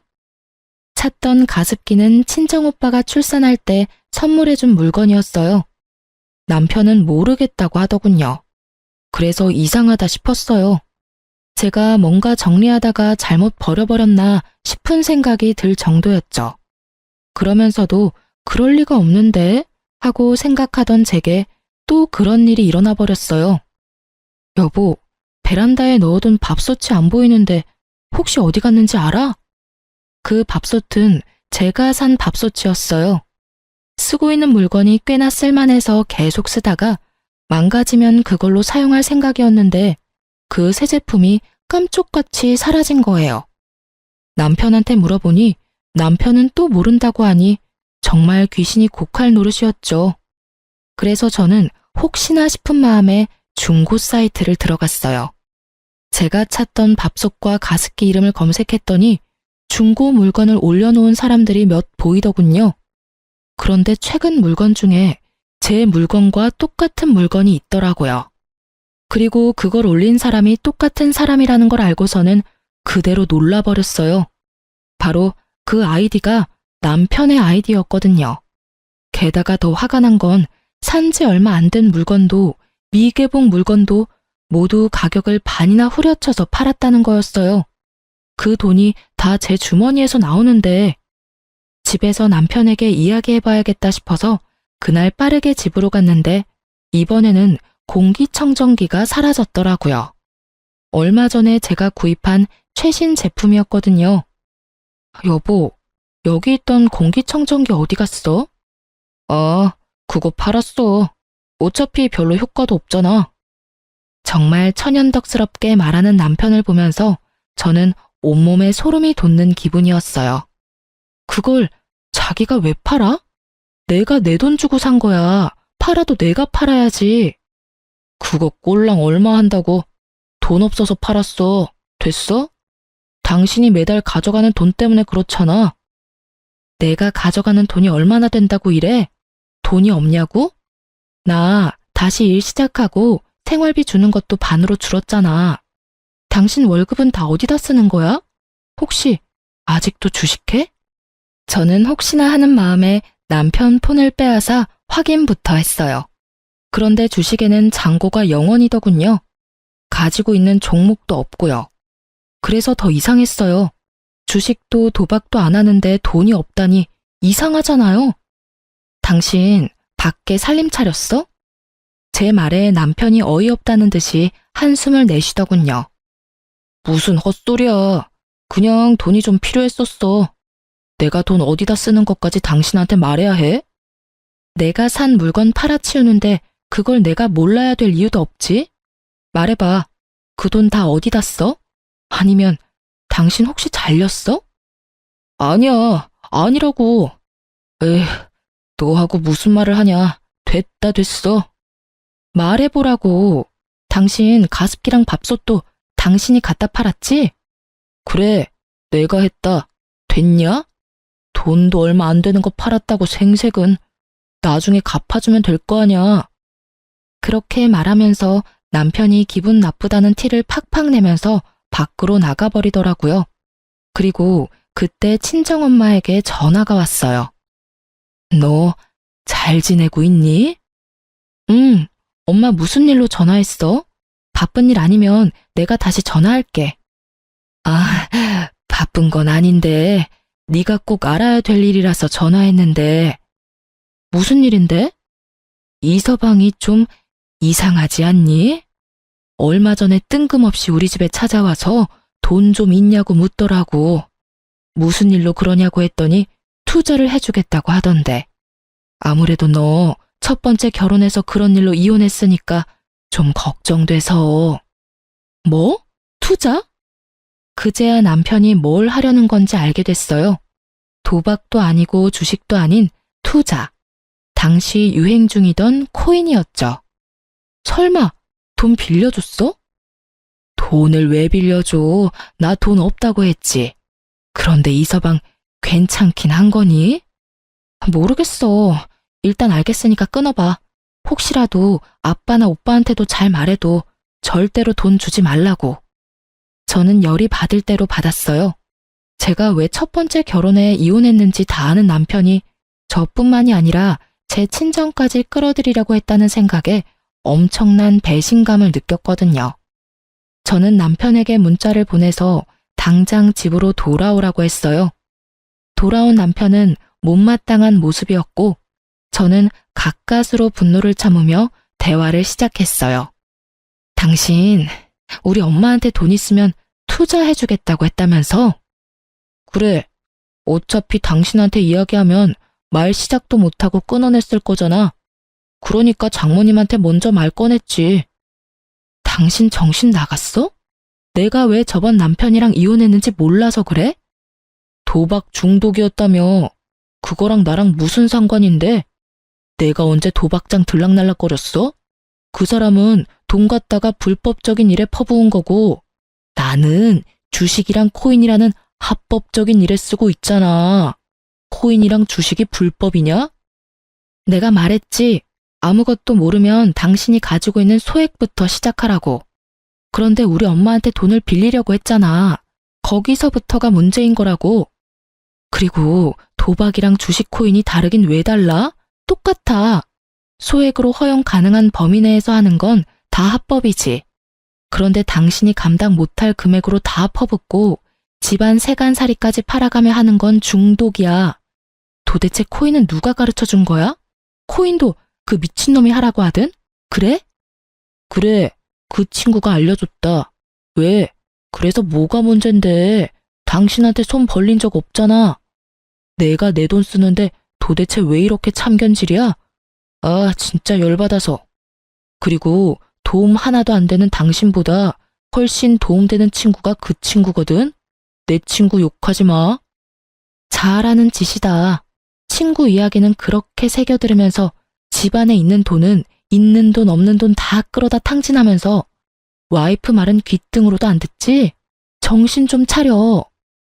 제가 아닌 친구를 감싸는 남편 놈을 보며 저 인간이 제정신인가 하는 생각이 들더군요. 지금 뭐가 문제인지를 전혀 모르고 있더라고요. 전 남편이 보였던 얼굴과 똑같은 얼굴, 똑같은 눈빛을 하고서요. 제발, 제발. 당신 진짜 중독이야. 이러다 나중에 어떡하려고 이래. 저는 거의 울부짖듯이 남편에게 소리쳤어요. 이 결혼만큼은 망치고 싶지 않았어요. 그래서 부탁했는데 돌아오는 말이 제 예상과는 달랐어요. 내가 왜 중독이야? 당신 전 남편 같은 사람이 중독이지. 내가 대출 끌어다 코인에 넣는 거 아니잖아. 내가 쓸 수 있는 돈으로 하고 있잖아, 지금. 너 전 남편한테도 이런 식으로 굴었어? 전 남편도 사실은 별거 아니었는데 도박 중독인 것처럼 꾸며서 이혼했어. 중독이 뭔지 몰라서 그래? 있는 돈 다 끌어다 쓰는 게 중독이야. 지금 당신 꼴을 좀 보라고. 거기다가 우리 엄마한테 돈까지 빌리려고 했잖아. 당신 진짜 어쩌려고 이래? 결국은 안 빌렸잖아. 그럼 된 거 아니야? 멀쩡한 사람 중독자 만드니까 기분 좋아? 너랑 대화하면 답답해 돌아버리겠다고. 앞으로 이런 이야기 할 거면 나한테 말 걸지 마. 저는 이미 남편이 중독되었다는 사실을 알게 됐어요. 아무리 제가 이야기해도 도돌이표처럼 되돌아올 뿐이라는 것도 깨달았죠. 그래서 남편이 아닌 시모에게 찾아갔어요. 시댁에는 시부는 출타 중이었고 시모만 집에 계셨어요. 저는 시모에게 말했죠. 어머님, 그이가 이번에는 코인에 손을 댔어요. 제발 어머님이 뭐라고 해주세요. 이러다 진짜 집 다 말아먹겠어요. 제 말에 시모가 가만히 제 얼굴을 빤히 보더라고요. 그러더니 어이없는 말 한마디를 하더군요. 예, 너는 그렇게 안 봤는데 사람이 왜 그렇게 속이 좁니?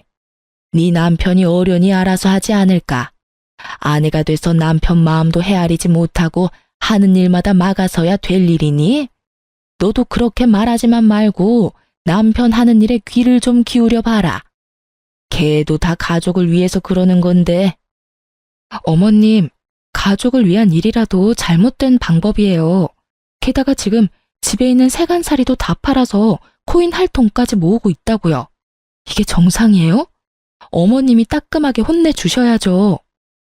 내가 왜 그래야 하니? 그럼 네가 말해봐라. 돈 한 푼이라도 더 벌려고 저렇게 고생하는 아들한테 내가 뭐라고 말해야 되겠니?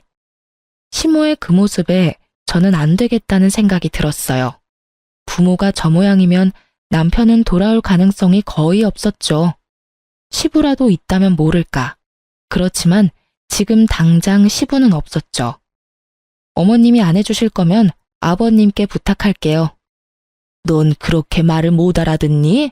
이제 그만 좀 설치고 다녀. 너 때문에 우리 아들 그렇게 눈치 보며 사는 거 내가 모를 줄 알아? 난 절대로 그렇게 놔둘 생각 없어. 꼬우면 네가 나가. 우리 아들 이래라 저래라 조종할 생각 말고. 시모의 말이 선을 넘었다는 것을 알았어요. 결국 저는 다시 한번 이혼을 생각했죠.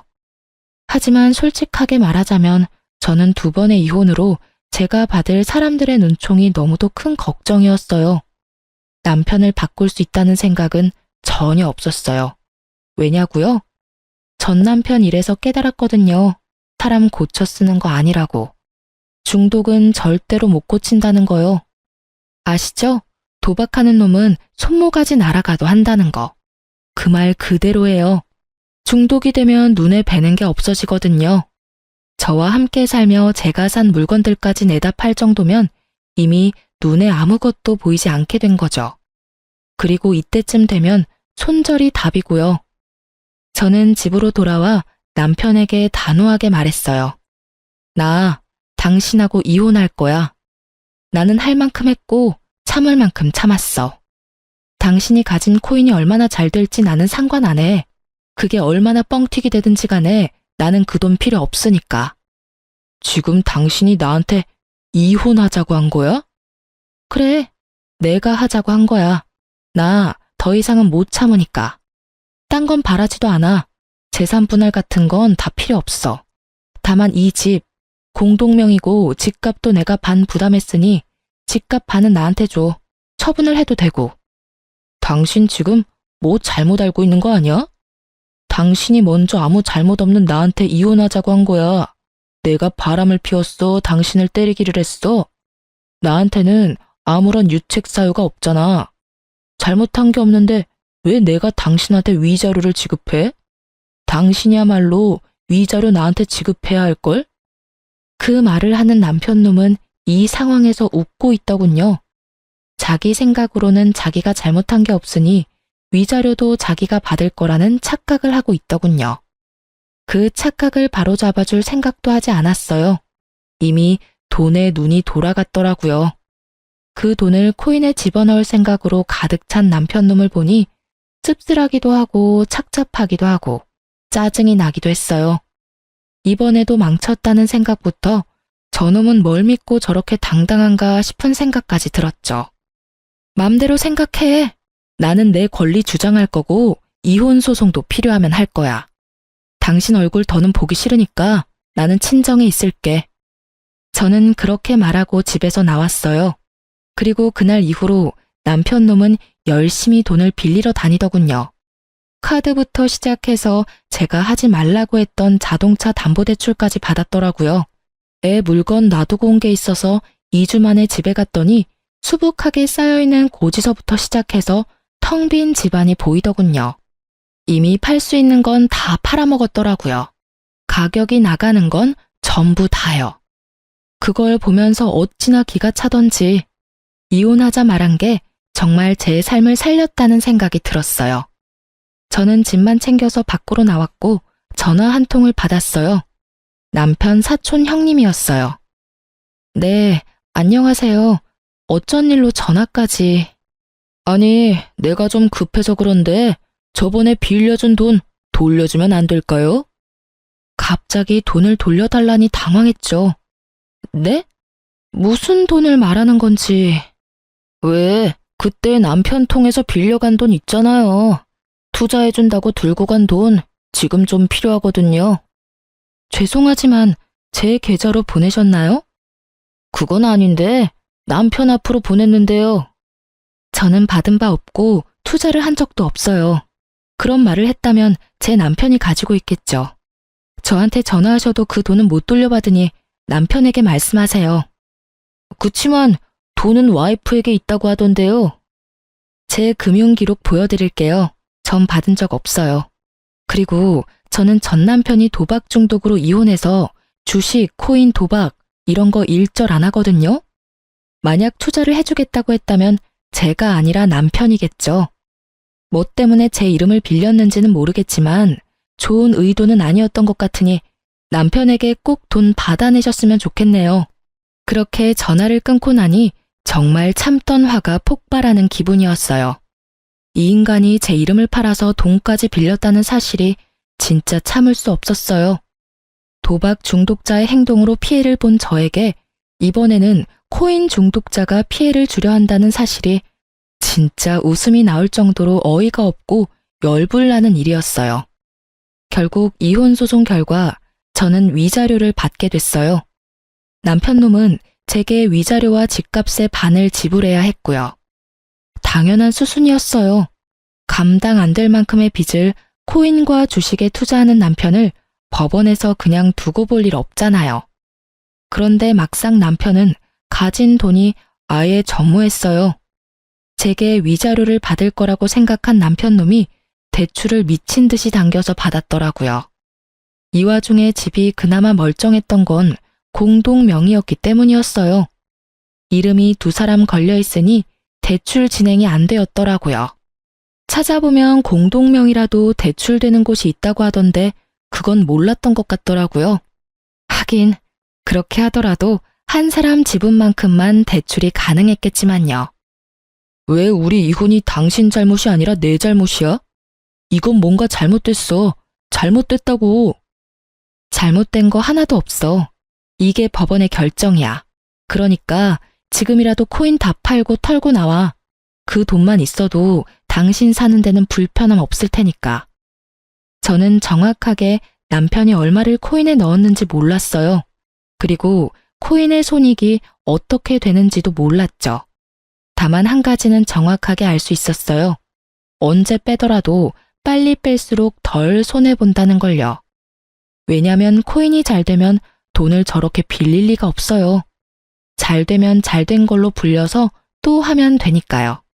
게다가 코인이 잘 되고 있었다면 제게 순이익을 보여줬겠죠. 아는 척 하지 마. 당신이 뭐든지 다 알고 있다고 생각하는 것 같은데 나는 이번에는 포기 안 할 거야. 저번에 주식할 때도 당신 때문에 제대로 해보지도 못하고 다 털어야 했잖아. 이번에는 절대 달라. 내가 받은 정보대로만 하면 2배, 아니 3배까지 뛸 거라고. 당신이나 그때 가서 후회하지 마. 돈 없다고 나한테 들러붙지도 말고. 남편의 그 말은 어디선가 들은 말이었어요. 전 남편이 딱 저렇게 말했거든요. 크게 한탕할 거다. 그때 가서 후회하지 마라. 너한테는 한 푼도 안 줄 거다. 그러고서 지금 살고 있는 꼴을 보면 정말 폐인이 다 된 채로 살고 있거든요. 저는 남편 놈의 저 말에 의미를 둘 필요를 못 느꼈어요.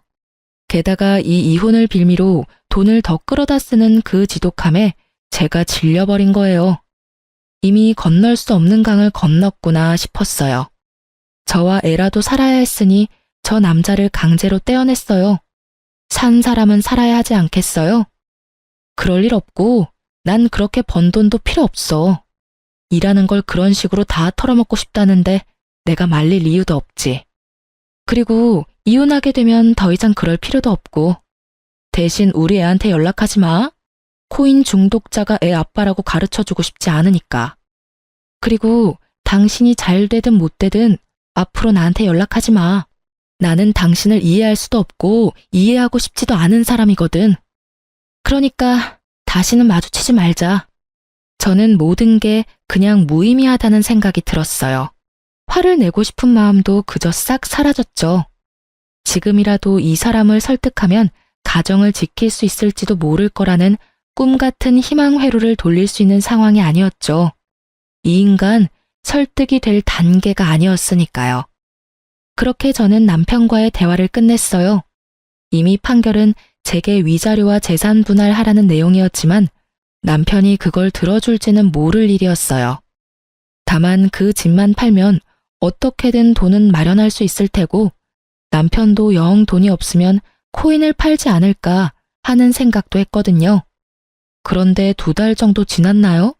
전 남편에게 전화가 왔어요. 마주치지 말자고 연락하지 말라고 한 지 얼마 되지도 않았는데 전화를 하는 전 남편이 답답했지만 전화를 받았어요. 여보, 미안해. 내가 잘못 생각한 것 같아. 정말로 너무 만만하게 보고 시작한 것 같아. 당신이랑 우리 애 없으니까 너무 힘들어. 이혼 다시 생각해주면 안 될까? 뜬금없이 전화한 남편 놈은 수화기 너머로 질질 짜고 있더군요. 솔직하게 미안하다거나 불쌍하다는 생각은 전혀 들지 않았어요. 그 뒤에 나올 말들이 대강 예상이 됐거든요. 갑자기 왜 그런 말을 해? 주식이랑 코인은 다 털고 나왔어? 이제 좀 정신이 들어? 코인은 아직 하고 있어. 지금은 똥값이지만 언젠가는 오른다고. 나는 그때만 기다리고 있는 거고. 다른 종목들 다 사라져도 그것만은 끝까지 간다고 했으니까 밀어줘야지. 아직 정신 못 차렸네. 나는 당신이 코인이나 주식을 하든지 말든지 간에 당신이랑 다시 만날 생각 없어. 그렇게 냉정하게 말하지 말고. 잘 들어봐. 내가 당신한테 줘야 할 돈들이 좀 있잖아. 그런데 지금 내 형편으로는 바로 다 갚지는 못해. 그래도 지금 들어가고 있는 코인만 잘 되면 당신 거부터 갚을 거긴 한데 좀만 더 기다려주면 안 될까? 재결합을 말하더니 씨알도 안 먹힐 것 같으니 이번에는 연장을 요구하더군요. 연장 정도야 해줄 수 있었지만 문제는 저놈은 돈이 생기면 무조건 코인부터 할 놈이라는 거였어요. 나 당신이 돈 안 주면 강제로 받도록 법원에 신청할 거야. 그렇게 되면 당신 월급 봉투부터 먼저 잡히는 거 알지? 그렇게 되지 않도록 열심히 애써봐. 간단한 방법 있잖아. 집 팔아서 나한테 집 반값이랑 위자료 주면 우리 사이 깔끔하게 정리되는 거야. 그러면 집을 완전히 당신한테 넘기게 되는 거잖아. 그럼 넘겨야지. 당신이 지금 줘야 할 돈이 있으니까. 그 돈은 당신이 잘못했으니 나한테 주라는 거거든? 여전히 뭐가 잘못된 건지도 모르겠지? 왜 네가 돈 내야 하는 건지도 모르겠지? 거봐. 당신은 여전히 아무것도 모르고 여전히 잘못된 길을 걷고 있잖아. 진짜 짜증나 죽겠어. 도박 중독자 피했더니 이번에는 코인 중독자야? 내가 전생에 지은 죄가 얼마나 많으면 결혼한 2사람이 다 이런 남자냐고. 결국 화가 나 소리를 빽 지른 저는 지끈거리는 이마를 꾹꾹 눌러댔어요. 절대로 주식 같은 거 안 할 것처럼 생긴 사람도 투자를 하게 되다니. 어디서부터 잘못됐는지조차 감이 오질 않더군요.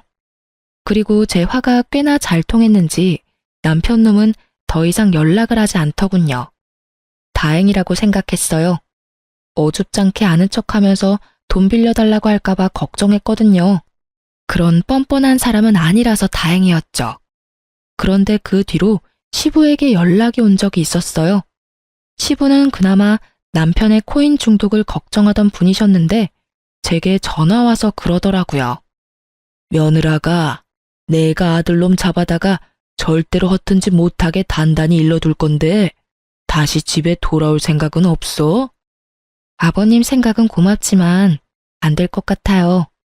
남편은 이미 제 이야기에는 귀를 기울이지 않거든요. 그놈이 늦바람에 정신을 못 차려서 그래. 내가 단단히 일러두고 정신 차리도록 만들면 하지 말라는 짓은 안 할 거다. 이렇게 헤어지는 건 너한테도 아들한테도 안 좋아. 시부의 걱정은 부모로서 당연한 일이었고 제 입장까지 생각해주는 아주 감사한 일이었어요. 하지만 그런 시부의 노력도 길게 가지 못할 거라는 걸 알았어요. 그리고 시부를 이유로 돌아가 봤자 그 집에는 시모가 있잖아요. 열심히 아들 일탈을 도운 시모가요. 아들 하고 싶은 대로 놔두라는 시모의 말이 턱하니 걸리더군요. 죄송해요, 아버님. 전 제 아이를 코인 중독자 아이로 키우고 싶지는 않아요. 그리고 가난을 물려줄 생각은 더더욱 없고요. 그러니까 더 이상 제게 전화하셔도 의미는 없을 거예요. 이번 이혼 후에는 죽을 때까지 혼자 애 키우면서 살 예정이거든요. 애 보고 싶을 때는 말씀하세요. 아버님 혼자만 오시는 거면 애 보여드릴게요. 그렇게 말하고 전화는 끊었어요. 그 뒤로 연락이 오지는 않았어요. 시부는 남편의 집을 팔도록 강요했더라고요. 안 팔고 어떻게든 돈을 빼려고 용쓰다가 시부에게 들킨 남편은 결국 시댁으로 다시 들어가게 됐고요. 허튼 생각은 하지도 못하도록 시부에게 감시를 당하며 살고 있다고 하더군요. 그리고 그 이후에 남편을 한번 만난 적이 있어요. 완전히 거짓골이 다 되어 있더군요. 남편은 사무직으로 양복을 입고 회사를 다녔었어요. 그런데 오랜만에 본 그 사람은 작업복을 입고 공사장에서 힘든 일을 하고 있더군요. 저는 제 눈이 잘못된 거라고 생각했어요. 일용직이 돈을 아무리 많이 줘도 남편의 직장만큼 돈을 많이 주지는 않았거든요. 사무직이라도 꽤 잘 버는 직장이었는데 왜 그만뒀나 싶었는데 나중에야 그 사실을 알게 됐어요. 제가 남편 사촌에게 돈 갚으라는 연락을 받은 적이 있었잖아요. 남편은 제 이름을 팔아서 주변 사람들에게 돈을 빌리고 다녔더라고요. 그렇게 여기 조금 저기 조금 빌린 돈들이 꽤 규모가 커진 데다가 그렇게나 고대하며 기다리던 코인도 완전히 폭삭 망해서 그 코인 자체가 사라져버리는 엄청난 일을 겪었다고 하더군요. 그때 당시에 팔았으면 조금이나마 건질 수 있었을 텐데 결국 기댈 곳이 아예 사라진 남편 놈은 가지고 있던 집부터 팔아서 제게 주고 나머지 빚을 갚아야 할 사람들에게는 일을 그만두고 나온 퇴직금을 받아 빚을 갚았다고 하더군요. 참 웃긴 일이 아닐 수 없어요.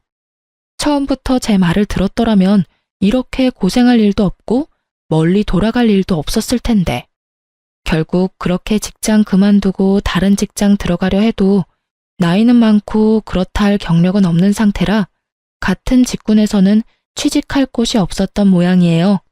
결국은 가장 쉽게 접근할 수 있는 걸 하기로 한 모양이었죠. 세상에 주식이나 코인으로 떡상했다는 사람이 많아질수록 그 밑에 들어가는 이런 소시민들의 돈이 많이 흘러가는 거예요. 저 사람은 되는데 나는 왜 안 돼? 같은 마인드가 사람을 집어삼켜버리는 거죠. 그리고 마누라며 자식이며 다 내팽개치도록 만들어버리고요. 참 무서운 일이에요. 어쨌든 저는 신혼집이었던 집 한 채만은 제 것으로 만들어 아이랑 잘 살고 있어요. 첫 번째 결혼에서는 공동명의 같은 거 없었거든요. 제가 30% 정도 부담을 했음에도 첫 번째 남편 이름으로 해놨었죠. 그랬더니 결국 남편은 그 집마저 다 날려버렸더라고요. 담보대출 한도 끝까지 꾹꾹 눌러담아 다 빼먹고 결국은 제게 줄 위자료도 제대로 갚지 못했거든요. 그래서 처음에 결혼할 때 최대한 제 지분을 넣어서 공동명의로 집을 산 거예요. 공동명의라면 몇 개의 대출기관에서는 상대방의 허락 없으면 대출이 안 되는 걸로 알거든요.